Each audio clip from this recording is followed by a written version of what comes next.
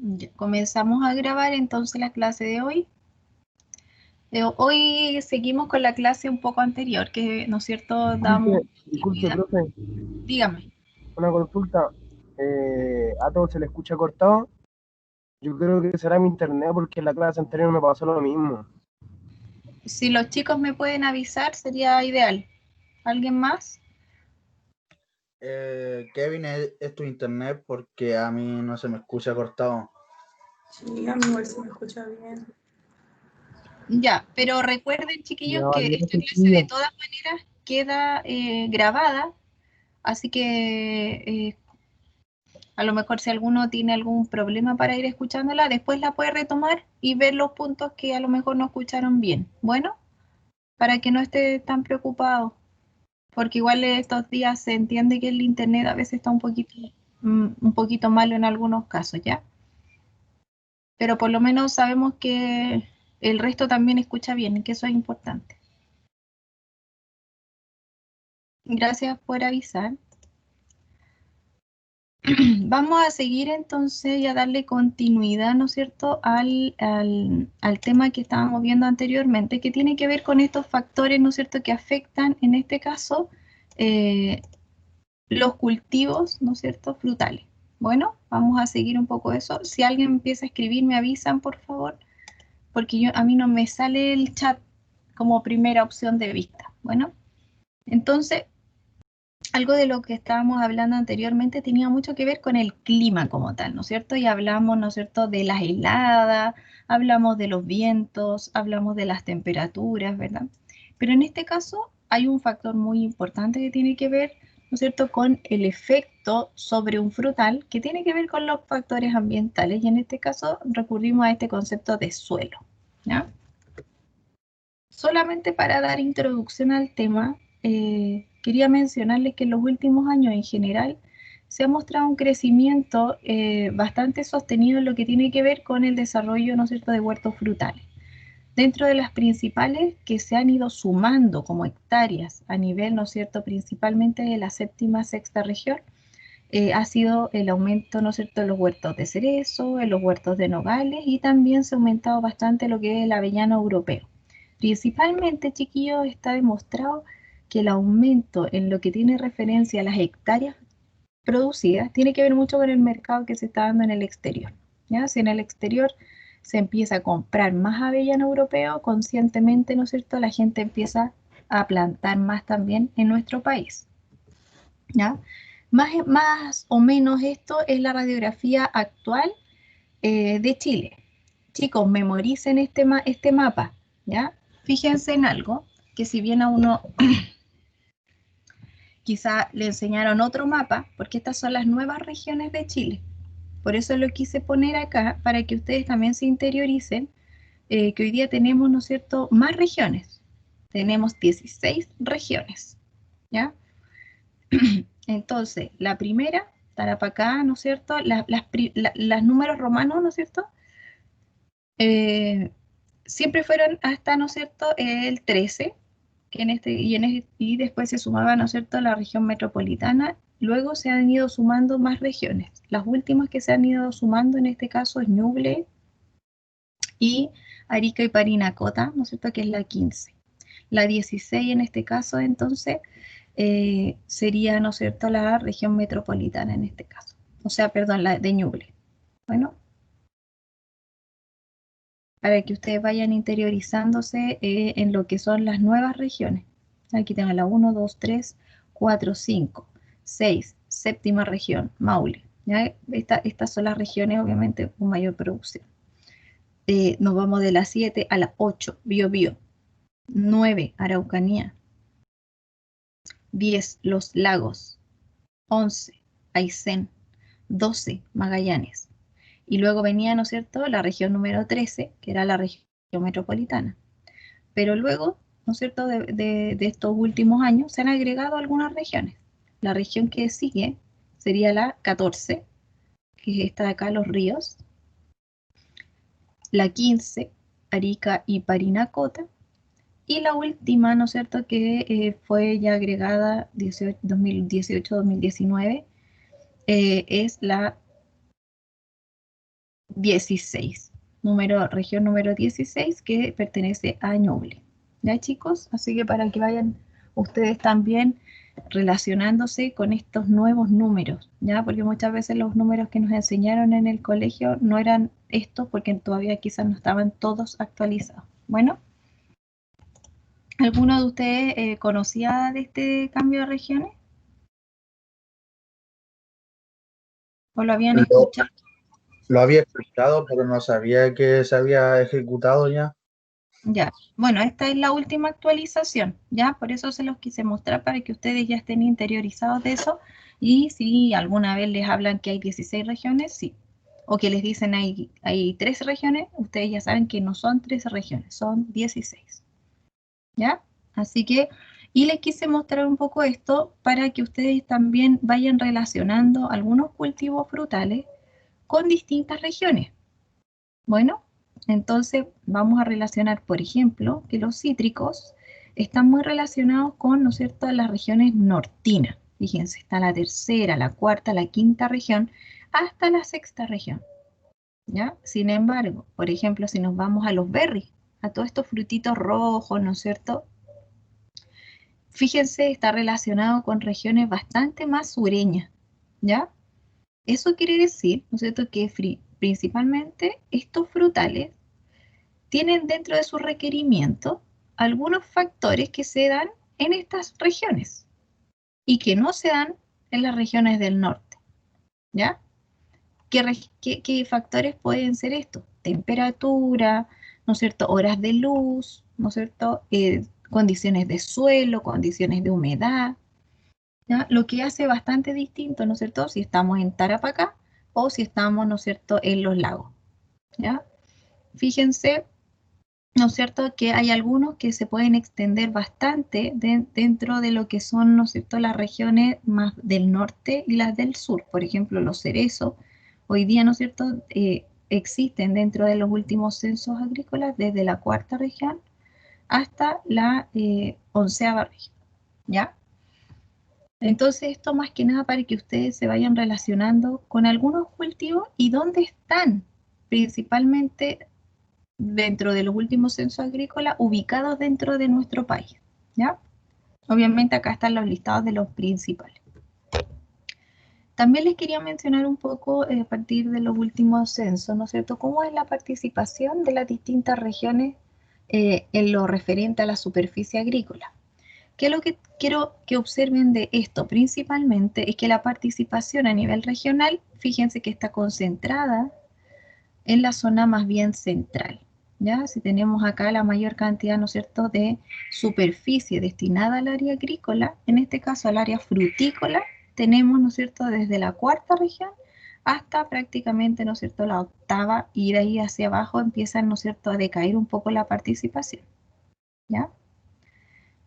Dentro de lo que son los frutales que hoy están siendo más exportados relacionados con el ámbito frutícola, están la uva fresca, luego está la cereza. Si vamos viendo estos colores acá están en orden, ¿no es cierto? Pero acá también podemos observar el orden, pero de una manera más bien gráfica.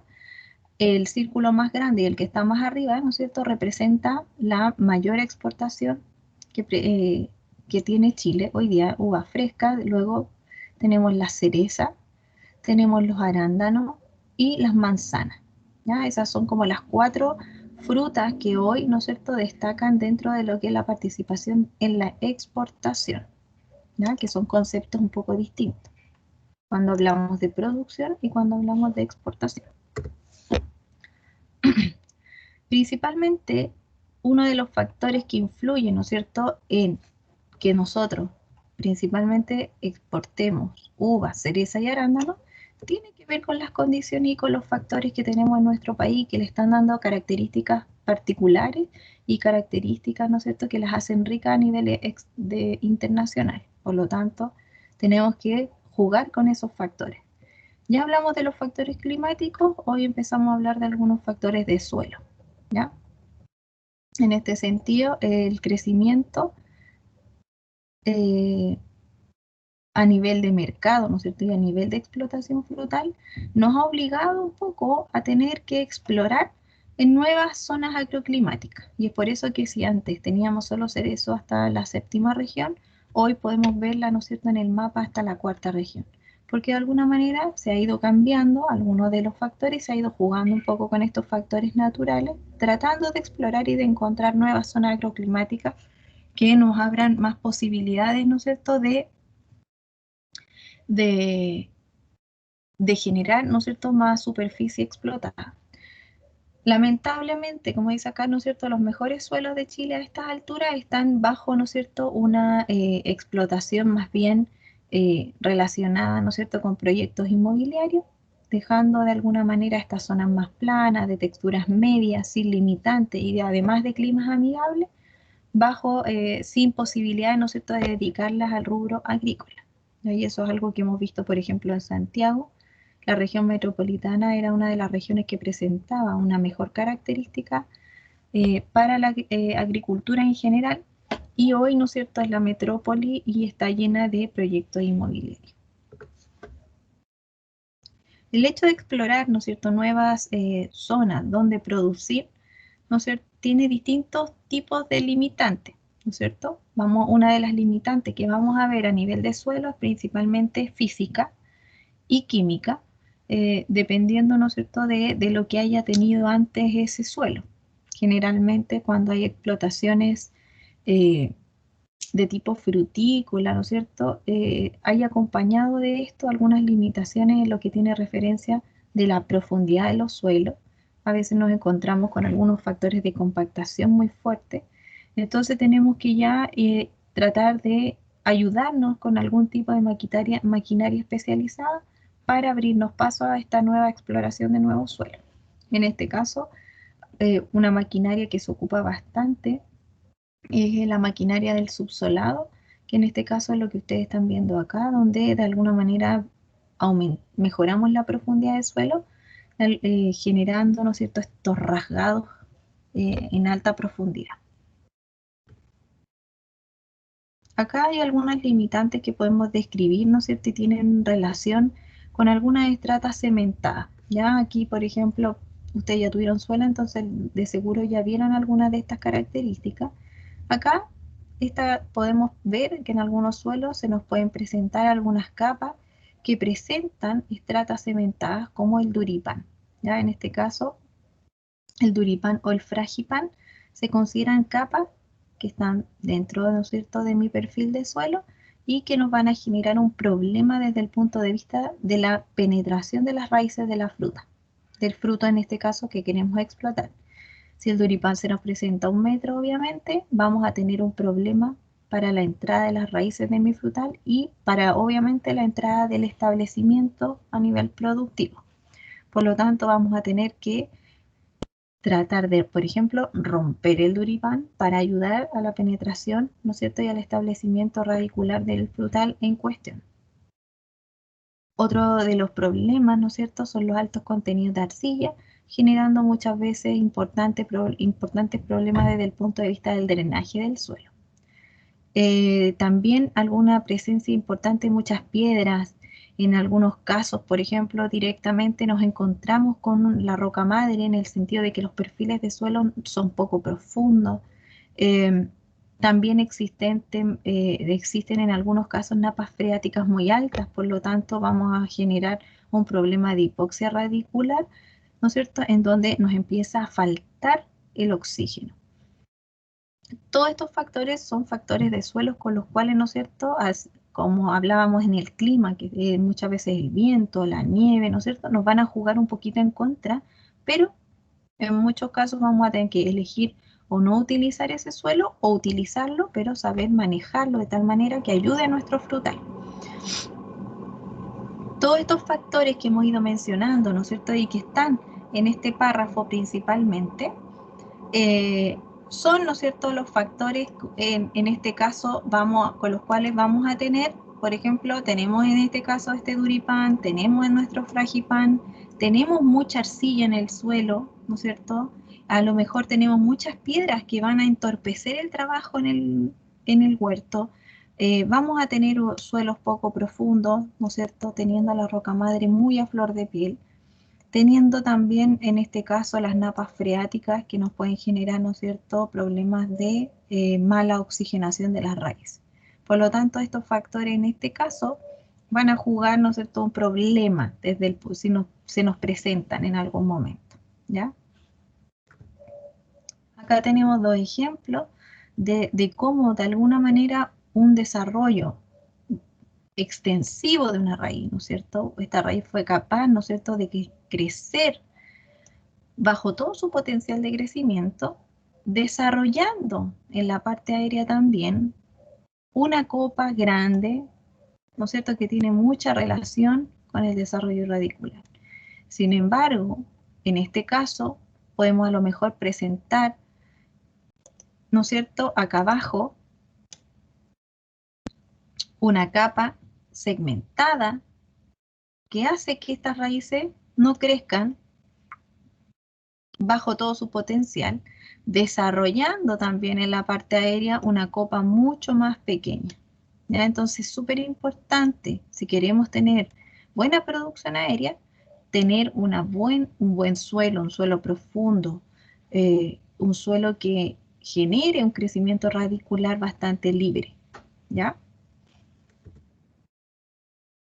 En este caso podemos ver, ¿no es cierto?, que algunos, bueno, ustedes deben haber trabajado quizás con esta tabla cuando hicieron suelo, en donde nos habla de alguna manera qué suelos son más aptos, ¿no es cierto?, para algún tipo de frutal, y principalmente, ¿no es cierto?, vamos a hablar que los suelos de aptitud frutícola, ¿no es cierto?, 1, son de alguna manera los que no presentan limitantes. Por lo tanto, podríamos utilizarlo para una explotación, ¿no es cierto?, frutal sin problema. Sin embargo, si cambiamos el frutal y cambiamos el suelo, ya podríamos, ¿no es cierto?, empezar a generar en algunos casos algún problema referente a las condiciones naturales en las cuales vamos a tener que trabajar en huerto, ¿ya? Acá yo les dejé un cuadro a modo de resumen para que ustedes también puedan acceder a él, y en donde hablamos, ¿no es cierto?, del concepto de suelos arables y el concepto de suelos no arables, ¿ya? Principalmente desde el punto de vista de las clases de suelo, ¿ya? En este caso también, por este otro lado de la tabla, ustedes pueden ver algunas características que presentan este tipo de suelo, ¿ya?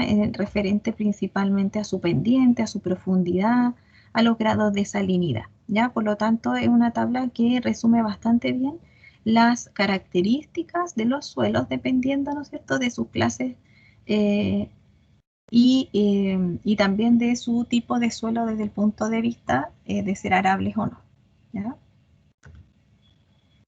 Entonces, para mantener el crecimiento generalmente anual de las ramas, ramillas de la parte aérea de la planta, es fundamental tener, ¿no es cierto?, una gran cantidad de crecimiento anual de raíces. O sea, si nos acordamos de la fisiología vegetal, nos acordamos, ¿no es cierto?, que la zona radicular que más absorbe desde el suelo, ¿no es cierto?, son las, ¿quién me puede decir? Son los pelos radiculares, ¿se acuerdan? Y los pelos radiculares, a diferencia del resto de la estructura de la raíz, es una célula nueva, completamente nueva, que se tiene que ir regenerando cada cierto tiempo, porque después esas células lo que hacen es, ¿no es cierto?, lignificarse y ponerse de una forma más madura. Y lo que hacen es finalmente servir de conducción. Pero la parte de la mayor cantidad de absorción la tiene en este caso el pelo radicular. Y ese pelo radicular se debe ir renovando. Y para tener buena renovación necesitamos una buena textura, necesitamos buen drenaje, necesitamos una buena porosidad de suelo y una buena profundidad, ¿ya? Entonces ahí está el desafío desde el punto de vista del agrónomo, ¿no es cierto?, del especialista en este caso que se va a dedicar a buscar las mejores condiciones para que este frutal, ¿no es cierto?, llegue a buen puerto. Entonces el desafío generalmente, ¿no es cierto?, es tener desde el comienzo de la plantación las mejores propiedades físicas y químicas del suelo en relación, ¿no es cierto?, a lo que mi cultivo requiere, qué condiciones muchas veces vamos a tener que observar, si tiene macroporo, ¿no es cierto? Cómo es la densidad aparente de ese suelo, cómo es la conductividad eléctrica, cuál es la capacidad de aire, que tiene mucho que ver con la característica de los macroporos, cuál es su profundidad de suelo, porque de esa manera, ¿no es cierto?, vamos a saber relacionar lo que es la productividad y la sustentabilidad en el largo plazo. Pensemos que cuando nosotros definimos poner un frutal en un suelo, debe ser sustentable a largo plazo, ¿ya? No puede durarme 5 años porque ya la sola inversión es muy alta cuando hablamos, ¿no es cierto?, de una productividad de frutales. Por lo tanto, los árboles frutales, a diferencia de los vegetales, producen por muchos años. Por lo tanto, tenemos que elegir un buen suelo para que a través de esos largos años que me va a estar dando producción, no se deteriore tan rápido, ¿ya? Y no me empiece a dar problemas.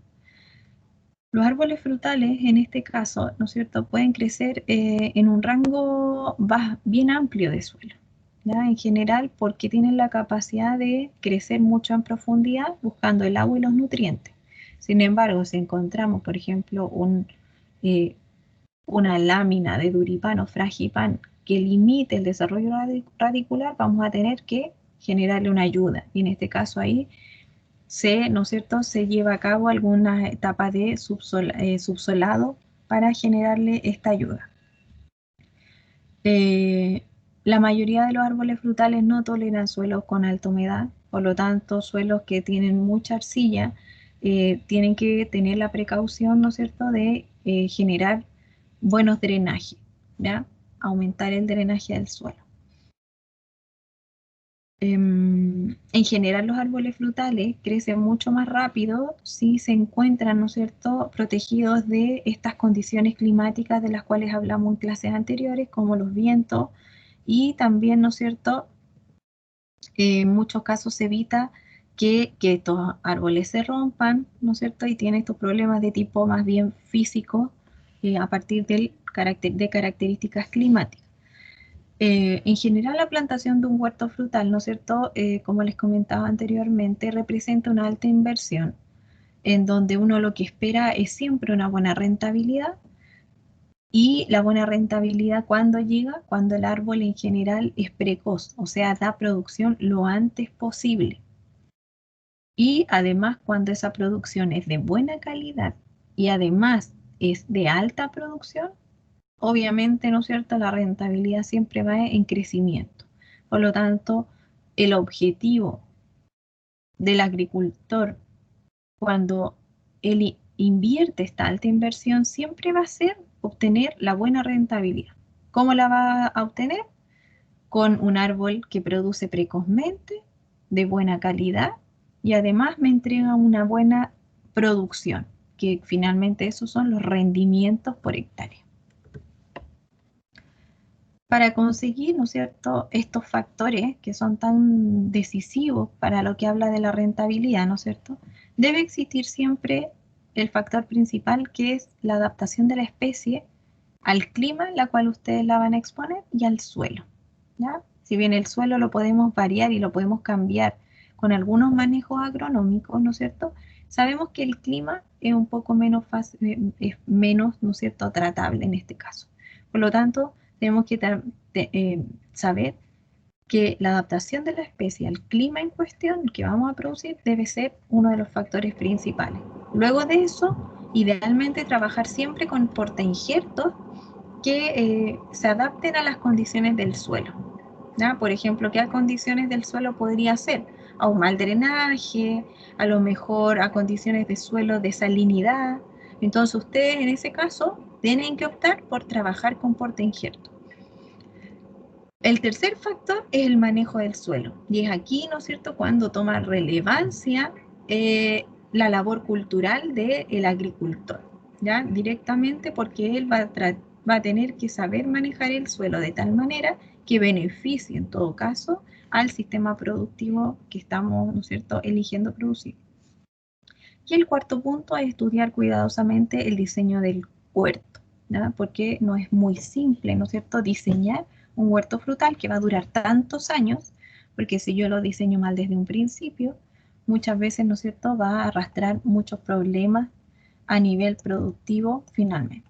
Entonces, nosotros diseñar bien del huerto, la distancia de plantación, que es un factor esencial, el sistema de conducción, ¿ya? ¿Cómo lo voy a conducir a mi arbolito? Un sistema tutorado a lo mejor, un sistema a lo mejor en Epsilon, un parrón, de distintas maneras, ¿verdad? En copa, en eje central, hay muchos sistemas de conducción con los cuales ustedes pueden ir, ¿no es cierto? A partir de su elección y diseño de huerto, la van a elegir.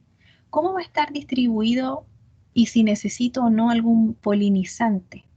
¿Ya? Un agente polinizante. Eso lo debemos saber desde un principio porque tiene que estar dentro del diseño del huerto, poner o no poner algún tipo de polinizante.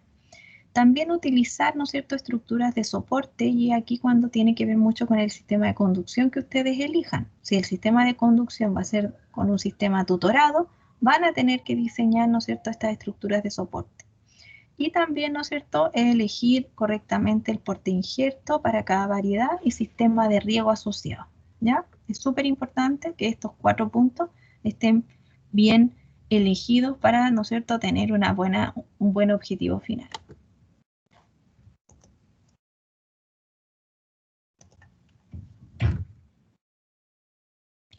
Luego, en el quinto punto, también debemos tener en cuenta, para conseguir, ¿no es cierto?, el objetivo, es realizar una plantación adecuada. Porque pensemos que si nosotros realizamos la labor de plantación, la labor misma del hecho de plantar, de manera incorrecta, por ejemplo, posicionando mal las raíces de mi planta que compré en vivero, a lo mejor intoxicándola porque puse los nutrientes iniciales directamente en contacto con la raíz, ¿no es cierto? Todos esos problemas también pueden llegar a ser un problema desde el punto de vista del objetivo final. Por lo tanto, proteger siempre las plantas en el momento de la plantación. Ya nunca olvidarse que esa planta está viva, ¿no es cierto? Y debe tener todos los cuidados posibles para que ella se pueda, ¿no es cierto?, sostener en ese suelo y empezar a desarrollarse. Bajar por esto, ¿no es cierto?, cualquier probabilidad de deshidratación de la planta y plantando lo más rápido posible cuando ustedes, por ejemplo, la exponen, ¿no es cierto?, a este momento de la plantación. Y un sexto punto es dirigir siempre el manejo, ¿no es cierto?, de la posplantación con el objetivo de que esta planta crezca lo más rápido posible y, ¿no es cierto?, que además produzca lo más rápido posible, ¿ya? Entonces es importante que ustedes diseñen muy bien pensando en un plazo máximo de producción entre los 3 y los 5 años. Ya pensemos que los primeros 2 años generalmente no tenemos producción de frutal. A partir muchas veces del tercer año es cuando nosotros podemos observar que la planta ya es, ¿no es cierto?, productiva a nivel de huerto. Por lo tanto, agregar sobre todas estas características factores como riego, control de maleza, aplicación de fertilizante, controles de temperatura, control de plagas y enfermedades, son parte esencial para conseguir, ¿no es cierto?, lograr el objetivo.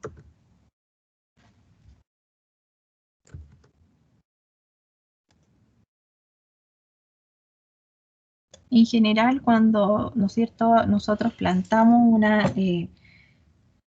una huerta muy extensa, ¿no es cierto?, hay una inversión, como dijimos, de muchos millones de pesos en este caso. Entonces debemos ser conscientes que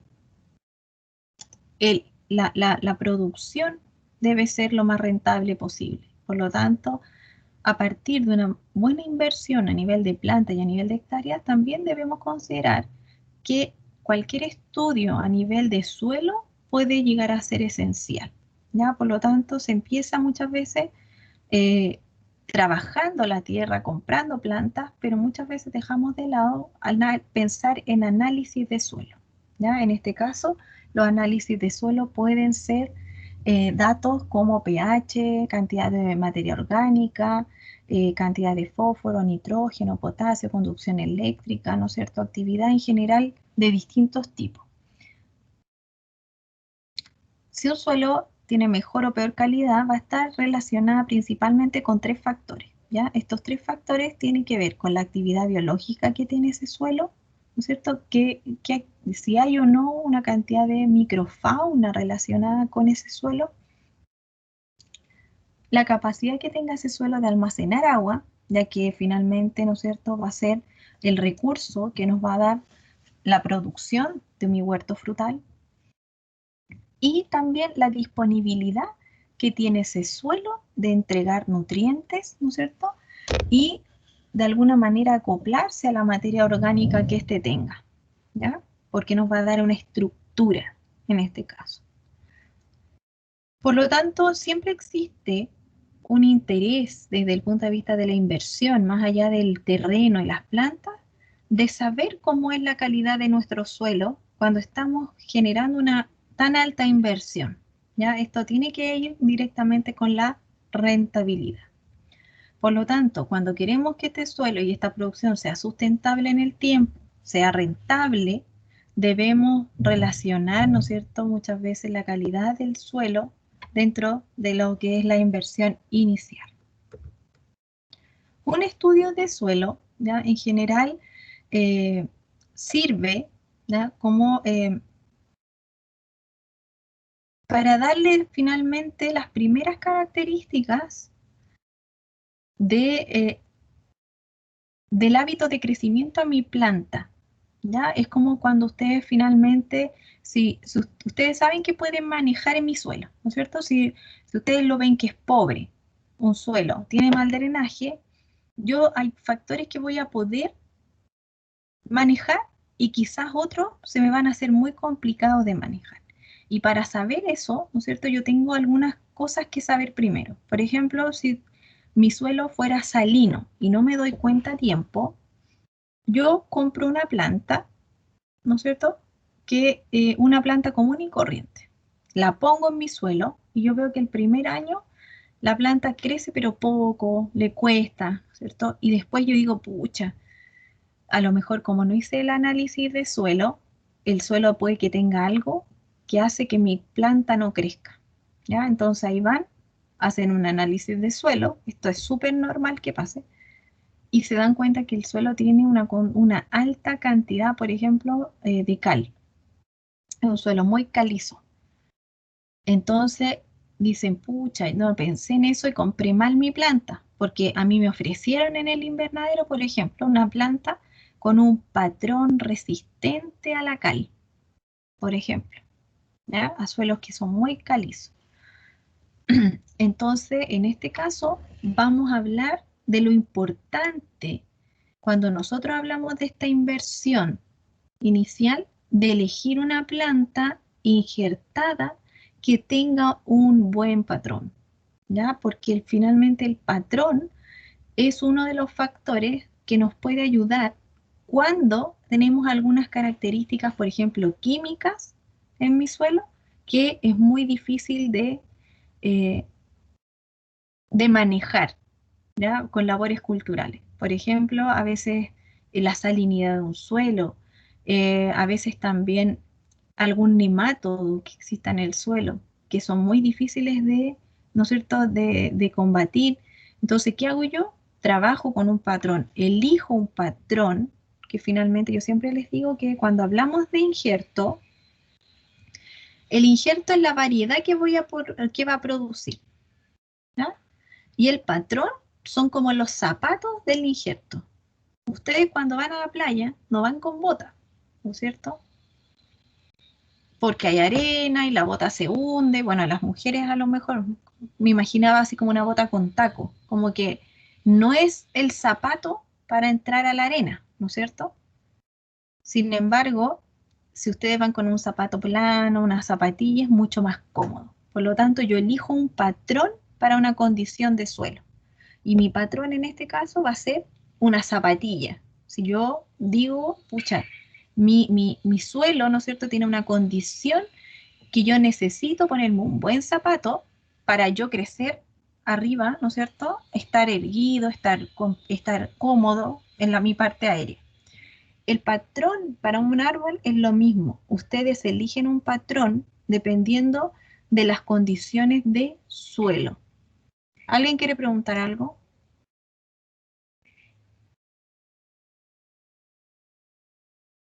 Chicos, ¿alguien quiere preguntar algo? Porque hay un problema, parece, con la conexión, ¿o no? ¿O algunos compañeros solamente? Son algunos nomás, profe. Ah, ya, ya, pero es Sí, algo súper a mí nomás, generalizado. o a mí nomás que se me escucha medio raro, se me escucha extraño, pero solo a mí nomás, a nadie más. Ya, lo que pasa es que es algo bien generalizado, parece, por si acaso no se asusten, pero yo sé que varias empresas como que han tenido problemas de conexión. Así que puede ser que nos pase esta semana o quizá hoy día, nomás no sé. ¿Ya? Pero varios han avisado que tienen problemas. Bueno, entonces yo les comentaba que, ¿no es cierto?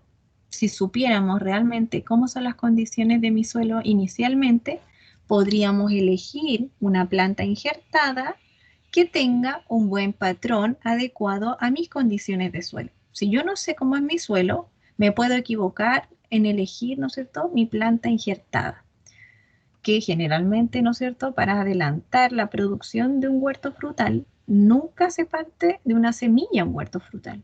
Se parte de una planta que ya tiene un año, en donde en un invernadero, ¿no es cierto?, en un vivero, se generan plantas injertadas con las cuales nosotros partimos nuestros huertos frutales y adelantamos un año de producción.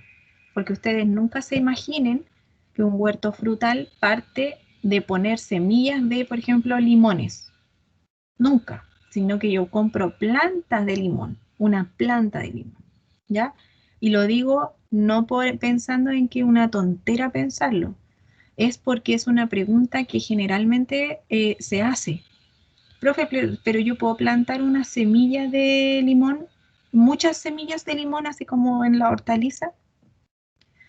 Sí, lo puedes hacer, pero a nivel de rendimiento eso no tiene ni pie ni cabeza, ¿ya? Porque partimos por el problema de la germinación. ¿Cómo te aseguras tú que esa semilla germine, ¿no es cierto? Que sea buena la planta, que la semilla venga viable, que venga sana, por lo tanto empiezan a sumarse solamente cosas negativas, ¿ya? No hay nada positivo de armar un huerto frutal a partir de una semilla. Sin embargo, a partir de un vivero que produce las mejores plantas y reproduce muchas veces las mejores plantas con resistencia, por ejemplo, a virus, resistencia a bacterias, ¿no es cierto? Está comprobado que son de buena calidad. Ellos propagan de manera vegetativa, eligiendo clones, ¿no es cierto? Pedacitos de árboles, estacas, ¿no es cierto?, yemas, haciendo injertos. Entonces preparan una planta sana, viable, que tiene características especiales, como por ejemplo resistencia a algunas enfermedades, resistencia a suelos salinos, resistencia a los malos drenajes, a suelos muy resistentes, por ejemplo, al agua, a suelos, por ejemplo, que tienden a secarse muy rápido también. Entonces, ¿para qué generalmente necesito conocer el suelo? Principalmente para la elección de una planta que posea el patrón adecuado. ¿Ya? Eso es muy importante. Es la parte 1 cuando yo quiero establecer mi huerto. Y los frutales que generalmente, como les comentaba yo, compramos en un vivero, ¿no es cierto?, tienen estas plantas muy bien hechas con distintas categorías, principalmente cada categoría relacionada, ¿no es cierto?, con los distintos suelos a los cuales ellos los van a recomendar poner, ¿ya? En este caso, recuerden, el patrón es la parte basal. El patrón de un porte injerto nunca va a ser productivo. No queremos que genere una planta el patrón.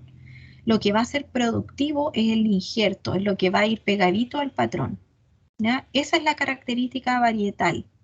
Lo que me va a dar a mí mi manzano, mi naranjo, mi durazno, es lo que está acá arriba.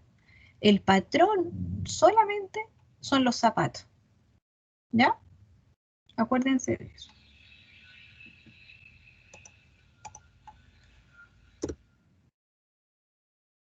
En este caso, lo que ustedes ven aquí en la foto es un árbol ya muy grande que viene, ¿no es cierto?, de una injertación. Una injertación acá, se nota el injerto, la zona de unión, en donde una B se puso, ¿no es cierto?, una yema arriba y se posicionó en un corte, en un injerto en B, ¿ya? Los injertos los vamos a ver, así que para que no se preocupen, vamos a tener en enero los laboratorios en donde vamos a poder practicar lo que es el proceso de una injertación, ¿ya? En este caso, el patrón no solo pone la raíz, o sea, el patrón en este caso, que es el dibujo que vimos anteriormente, acá, pone la raíz y, ¿no es cierto?, el injerto pone en este caso lo que es la variedad, ¿ya? Todo lo que crece en la parte aérea desde el punto de vista productivo. Y según cómo sea el suelo, ¿no es cierto?, vamos a elegir el patrón. Los estudios de suelo en general, ¿no es cierto?, hablan de distintos tipos de características y nos pueden entregar información sobre distintos patrones con los cuales vamos a poder trabajar. Dentro de esos podemos ver que existen patrones resistentes a altos contenidos de cal, por ejemplo, los mismos ejemplos que les mencioné antes, a suelos que se encharcan con facilidad y que pueden asfixiar las raíces. Entonces buscamos un patrón resistente a este tipo de suelo que va a jugar en contra. Otra puede ser un patrón resistente. Fíjense que acá abajo está el patrón de esta planta y arriba está la planta que se le va a injertar. Puede ser uno resistente a plagas, a suelos salinos, a suelos secos también. ¿Por qué? Porque resisten mucho más la sequía en este caso, ¿ya? Pero son distintos tipos de elección. Acá podemos ver otro caso que no es precisamente a lo mejor un árbol frutal, pero lo que quería mencionarles es que, ¿no es cierto?, tienen el patrón, tienen el injerto, que es la unión, y tenemos esta variedad que fue injertada, ¿ya? En general el patrón va a influir en los zapatos de esta planta, el patrón, la parte de abajo, va a influir en distintos aspectos relacionados con el vigor también. Por lo tanto, podemos elegir algunos patrones que tienen que ver mucho con cómo se desarrolla el vigor en la parte aérea. Hay algunos patrones que generan que, por ejemplo, la parte aérea de la planta no crezca tan rápido, no crezca tan veloz, no sea tan vigorosa. Por lo tanto, se les llama patrones enanizantes. Hacen que la planta en su parte aérea no crezca tan vigorosa, ¿ya? Algunos también, ¿no es cierto?, generan también algunas características que pueden influir sobre la precocidad y la entrada en producción de algún huerto frutal, siendo algunos de carácter que, por ejemplo, entren mucho antes en producción y otros que sean retardantes. También influyen, ¿no es cierto?, sobre la productividad y calidad de la fruta, ¿ya? Así que el patrón tiene un factor importante sobre el desarrollo que va a tener la parte aérea. Los estudios de suelo en general tienen que ver mucho, ¿no es cierto?, con dos características que van a ser súper importantes, que tienen que ver mucho con suelos con mucha cal, o sea, suelos calizos, y principalmente suelos con mal drenaje, ¿ya? Estas dos características definen mucho los tipos de patrones que existen para hacer los injertos.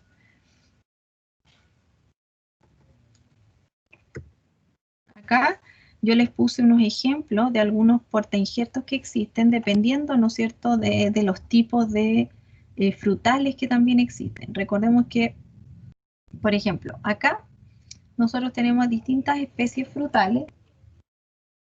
Tenemos distintas especies frutales que en este caso se pueden combinar con patrones de otros frutales, ¿ya? Cuando dice compatible es cuando podemos generar, por ejemplo, un almendro sobre un almendro franco.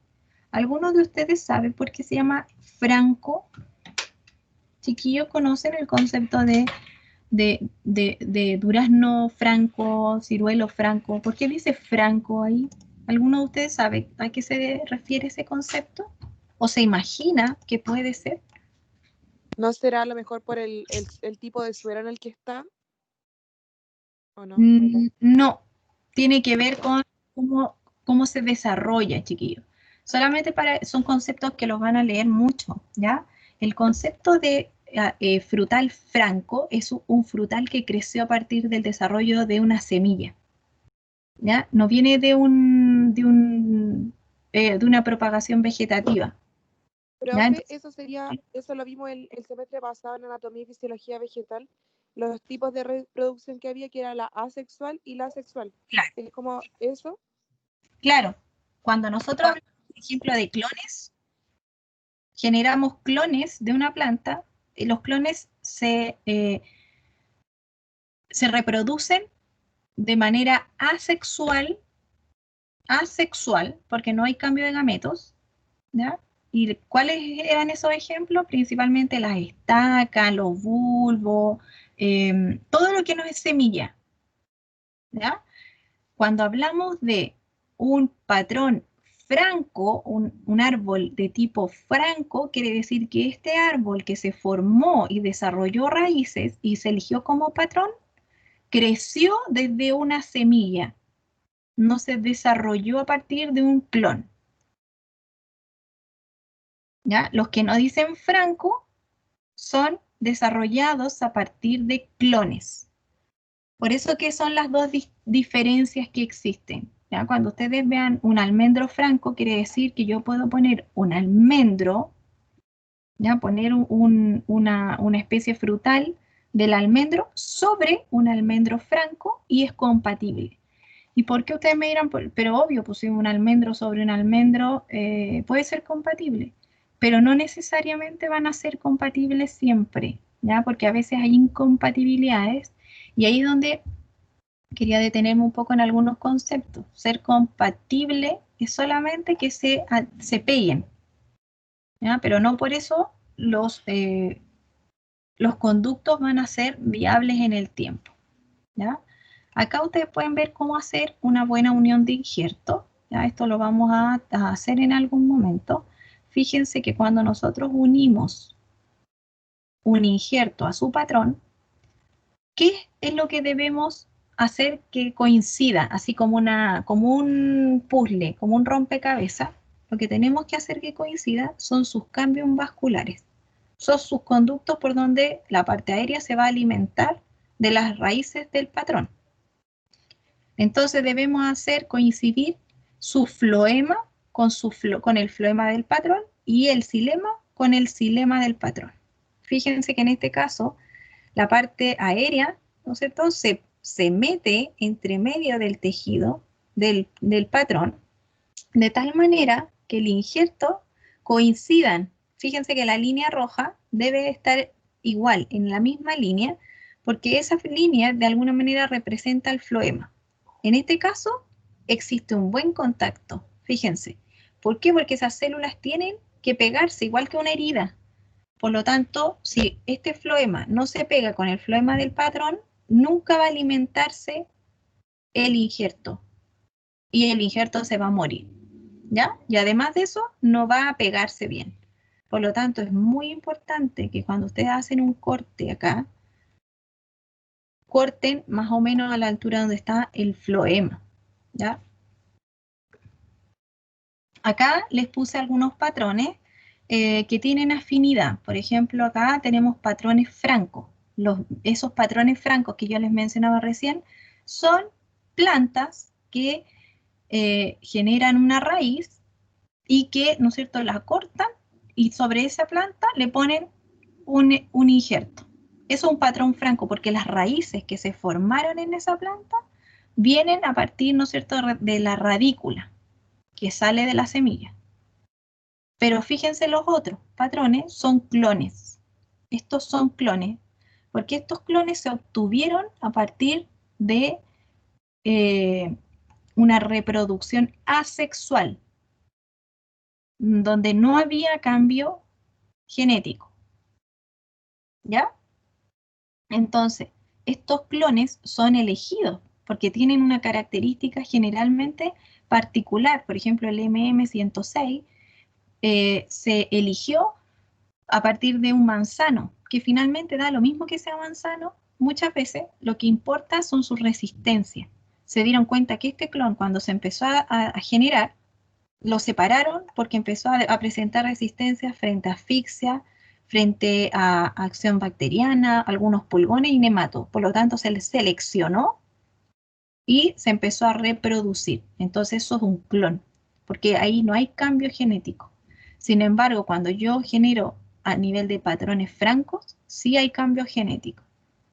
¿Ya? Porque aquí existe una planta que a partir de una semilla genera una planta entera y yo elijo esas plantas para, ¿no es cierto?, ocuparlas como patrones. Pero fíjense la resistencia, varía según las características propias de la especie. Acá no hay una elección de un clon en particular que tenga una acción como precisa sobre alguna resistencia. Por lo tanto, cuando ustedes tienen un problema, principalmente, por ejemplo, de nematodo, ustedes no pueden trabajar con patrones francos. Tienen que irse a algún patrón que tenga resistencia a nematodo para asegurar que su rentabilidad y su producción, ¿no es cierto?, va a ser benéfica, porque si eligen un patrón franco de peral, a lo mejor es justamente el peral no tiene resistencia, por lo tanto va a afectarse rápidamente, ¿no es cierto?, según la debilidad que éste tenga. Fíjense, son sensibles a los hongos, al exceso de agua, porque en general todos los patrones francos son sensibles. Lo que pasa es que muchas veces puede tener una relación más que nada desde el punto de vista de aprovechar una buena condición radicular de una planta, ¿ya? Así que esto también se los pongo a modo de ejemplo porque no los vamos a ver directamente uno por uno, ¿ya? Porque no es la labor finalmente de ahora y además que estos clones van actualizándose siempre. Siempre van saliendo nuevos clones con nuevas resistencias, ¿ya? Pero sí, para tenerlos en cuenta, hay algunos bastante importantes, por ejemplo, los que son resistentes, ¿no es cierto?, a nemátodos. Estas resistencias son muy importantes, ¿ya? Acá también hay otros. Y aquí empiezan a aparecer algunos que quizás son mucho más productivos también, ¿ya? Porque algunos poseen, por ejemplo, mayor productividad. Son, por ejemplo, son sensibles a algunas cosas también, ¿ya? Eso también hay que saberlo muy bien. Hay uno que es muy conocido, que se ocupa mucho, que es el Nemawar, que a partir, ¿no es cierto?, del durazno, en este caso, y es muy resistente a nematodos y agrobacterias, ¿ya? Y a nivel productivo es muy conocido. Yo creo que más de alguno quizás lo ha escuchado antes, ¿ya? Y ese es un clon que se llama así, ¿ya? En los primeros nomás solamente eran patrones de tipo franco. Los siguientes son puros clones. Entonces, súper importante esta característica de que si elegimos o no producir en un suelo calizo, ¿ya? En este caso con mucha cal, porque generamos problemas como lo que llamamos clorosis férrica, ¿ya? Chiquillos, voy a dar 5 minutitos para que nos vamos al baño, nos tomemos así como un refresco, alguna cosita y volvemos. ¿Les parece? Porque me quedan unas poquitas diapositivas y quiero mencionar unas pocas antes de despedirme, ¿ya? Así que les voy a dar unos 5 minutitos y nos volvemos a encontrar acá mismo. Yo voy a dejo disponible acá la videollamada y nos juntamos en 5 minutitos, ¿ya?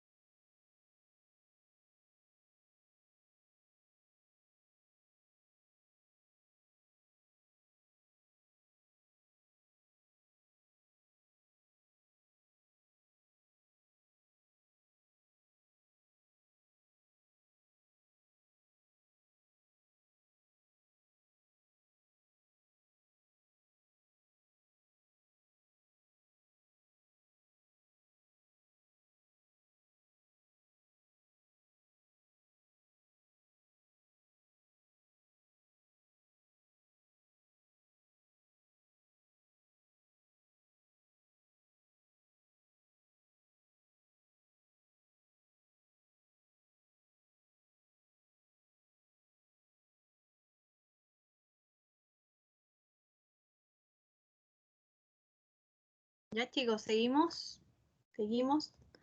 Vamos a terminar.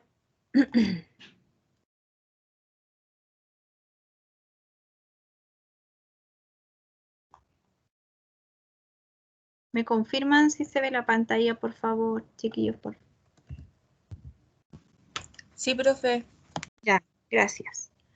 Ya, chiquillos, entonces nos quedamos en esta diapositiva en donde yo les explicaba lo importante que es, ¿no es cierto?, saber de la parte química de los suelos y principalmente por los daños que estos nos puedan demostrar, ¿no es cierto?, en la parte aérea a las plantas, ¿ya? Y a nivel obviamente fisiológico también, ¿ya? Entonces, uno de los problemas que podemos observar muy comúnmente es este problema en el cual ustedes pueden ver, ¿no es cierto?, hojas muy oscuras, en donde finalmente está en un suelo bastante equilibrado, pero cuando ya empiezan estas hojas a ponerse amarillas, con este aspecto, ¿no es cierto?, comienzan finalmente a deteriorarse todo lo que es la clorofila, se da principalmente, ¿no es cierto?, por este problema en donde ocurre que a partir de mucha cal en el suelo,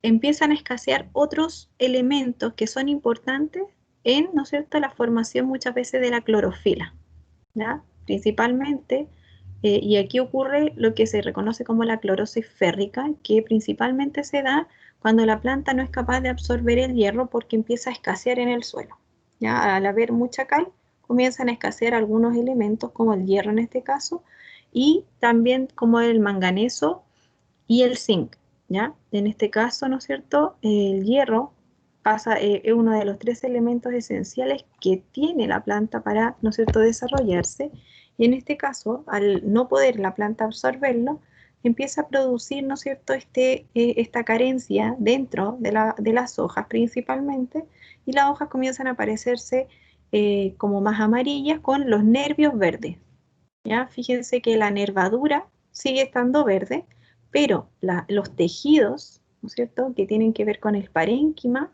comienzan, ¿no es cierto?, a mostrarse de manera amarilla, porque comienza a perderse la clorofila. En este caso, si el pH es muy alto a nivel de análisis de suelo, un pH alcalino, lo más probable es que este suelo, ¿no es cierto?, genere este tipo de problema de clorosis dado a la alta condición de cal que pueda tener, ¿ya? Eso es como un dato desde el punto de vista de un análisis químico de suelo, ¿ya? Un suelo calizo podrían llegar a verlo desde esta manera, en donde finalmente la clorosis se podría ver así, ¿ya? Físicamente. Fíjense que las nervaduras, los haces vasculares, ¿no es cierto?, que están relacionados con la hoja, siguen estando verdes y el tejido parenquimático comienza a sufrir esta clorosis, ¿ya? Suelos que contienen, ¿no es cierto?, más de un 10%, no se consideran adecuados para algún tipo de producción como los que vemos en el ejemplo, duranos, perales, ¿no es cierto?, cítricos.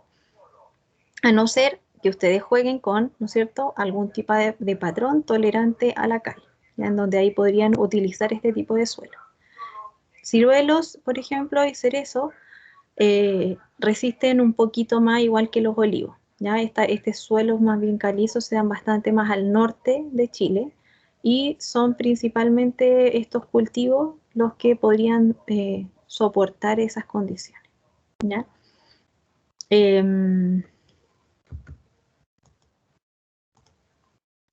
Suelos con mal drenaje. Podríamos observar suelos como estos en donde finalmente un mal drenaje lo que expone, ¿no es cierto?, a la planta a condiciones de poco oxígeno en el perfil de suelo, ¿ya? En general, el mal drenaje es cuando observamos que el suelo genera charcos de agua, en donde esos charcos, ¿no es cierto?, duran mucho tiempo y el agua no es capaz de infiltrar, no es capaz de entrar en el suelo. En general, está relacionado con los suelos arcillosos y con, ¿no es cierto?, estas malas pendientes también relacionadas con el diseño agrícola. Es muy malo para todas las especies frutales en general y como les comentaba recién, un suelo, ¿no es cierto?, puede tener una textura arcillosa, arenosa o franca, que son, ¿no es cierto?, las más relacionadas y en este caso o sea, son las más relacionadas con el ambiente agrícola. Sin embargo, la franca, que es un suelo que está mucho más equilibrado a nivel de partículas, sería en este caso la mejor. Una textura arcillosa generaría un drenaje muy lento, una textura arenosa generaría un drenaje muy rápido, muy acelerado, por lo que finalmente nos quedaríamos en este caso con una textura más bien franca, ¿ya? Un suelo, en este caso arcilloso, podría no tener un mal drenaje, pero con lluvias muy repetitivas podría generar, ¿no es cierto?, el problema de anoxia en las raíces. En este caso, hay algunas especies que tienen un poquito más de resistencia a este mal drenaje o tiempo de encharcamiento, y, ¿no es cierto?, yo les puse aquí unos listados que generalmente manzano, peral, membrillo resisten bastante a lo que es un suelo de mal drenaje, que idealmente no debiéramos tener en un cultivo.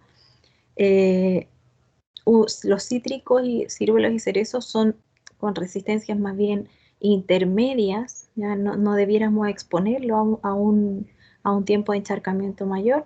Sin embargo, tenemos también un listado de algunos cultivos que son más bien sensibles, ¿ya? Están muy relacionados esta sensibilidad con también su origen, cuando son subtropical o tropical, ¿ya? Tiene mucho que ver también con eso.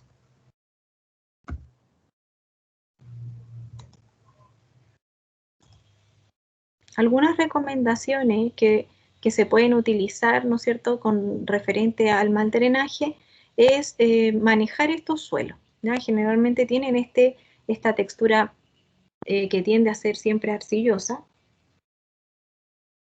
en donde ¿cuáles son las recomendaciones a seguir? Primero, elegir un buen patrón que sea resistente al agua, ¿no es cierto?, a estos excesos de agua en las raíces.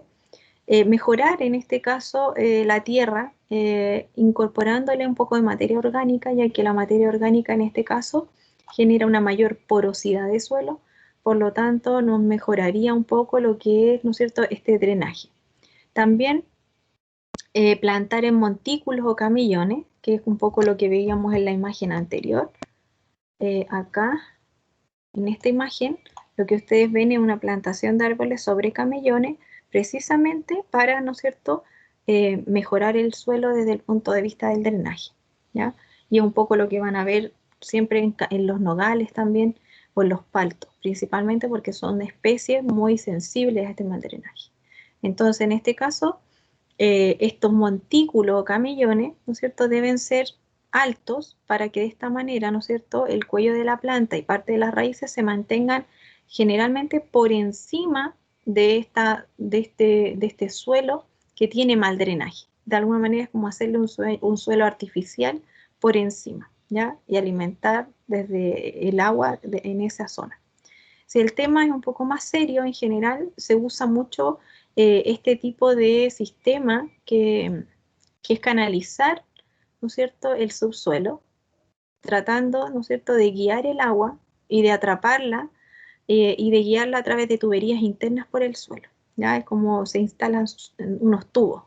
Y esto se reconoce, por ejemplo, como cola de pez, en donde ustedes lo que están viendo acá son tuberías que van por el subsuelo, ¿no es cierto?, tratando de tomar el agua que no entra al suelo directamente o muy lentamente, y la canaliza guiándola, ¿no es cierto?, por algún colector, hacia algún colector primario.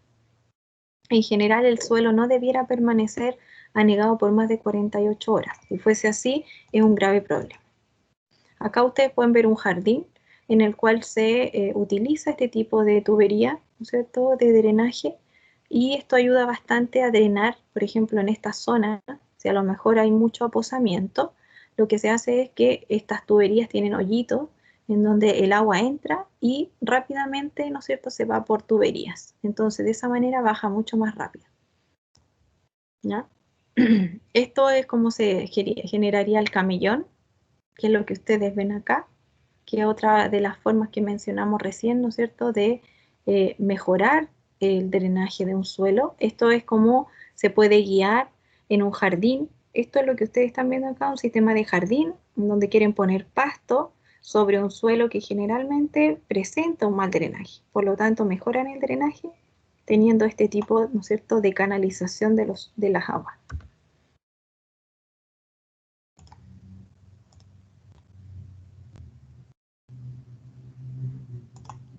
Ya, entonces vamos a quedar acá, en esta diapositiva, en donde vamos a partir la clase del miércoles, ya, con esta diapositiva, y quería dejarles yo les dejé un video en el canal de YouTube, no sé si ustedes han podido verlo. ¿Han podido ver el canal, chiquillos? En donde yo siempre les estoy poniendo videos nuevos en relación a lo que vamos viendo, a las temáticas que vamos viendo. Ya, ya. Entonces, miren, lo que vamos a hacer que sería muy bueno que ustedes, por ejemplo, ya comiencen a ver un poquito más esos videos porque tienen mucha relación con lo que vamos viendo, con las temáticas. ¿Ya? Vamos a ver, por ejemplo,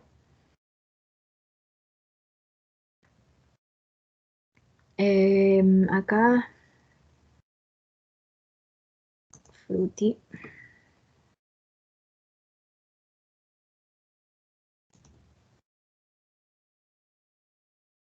Yo no les mando, no está enviado el link, parece, al grupo.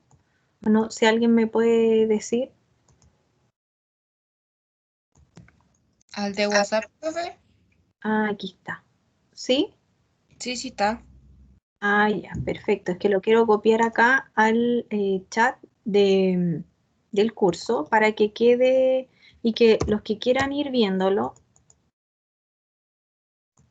se van a dar cuenta que yo ahí les voy subiendo todas las clases y además vamos, ¿no es cierto?, en este caso agregando todo lo que tenga que ver, ¿no es cierto?, con las clases que vamos, cómo vamos avanzando las clases también. Están todas las clases de ustedes en ese canal. Ya es un canal que se abrió para los profesores, por lo tanto ustedes deberían tener acceso a todo ese... Ay, ¿por qué no me abre?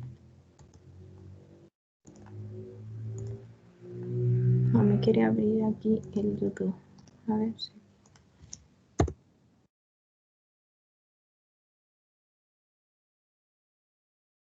Ahí abrió. Entonces, por ejemplo, ustedes ahora no ven mi escritorio, ¿verdad? Que quiero mostrarles esto para que lo vean cómo está funcionando y donde yo les estoy dejando algunos videos adicionales para que ustedes lo puedan revisar, ¿ya? Acá. ¿Pueden verlo ahora? ¿Esto que está acá? Este canal de YouTube está hecho para ustedes. Se llama Fruticultura 1 de la 121. ¿Ya? Ustedes ya tienen 15 videos asociados a su canal en donde ustedes,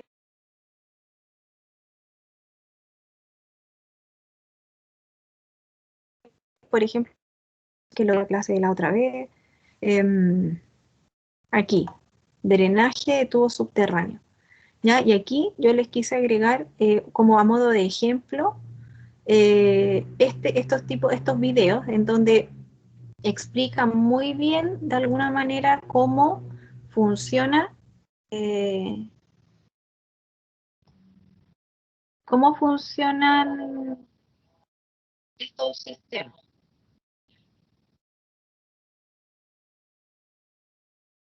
No se escucha, pues. Penetra el suelo y empieza a descender, cruzando primero la arena hasta alcanzar una capa de piedra más gruesa.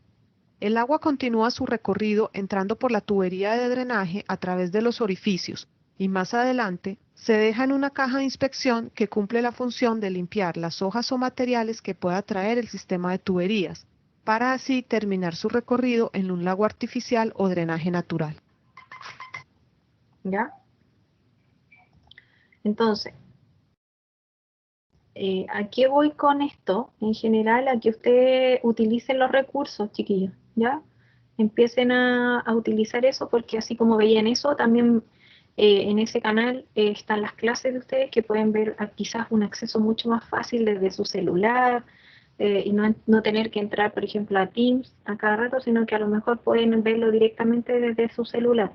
Así que los que no están asociados a lo mejor al YouTube, háganse una cuenta en donde puedan suscribir a ese canal y así ustedes pueden tener más rápido los accesos de sus clases. ¿Ya, chicos? Así que con eso quería terminar más que nada para darles esta información que encuentro es muy importante para ustedes.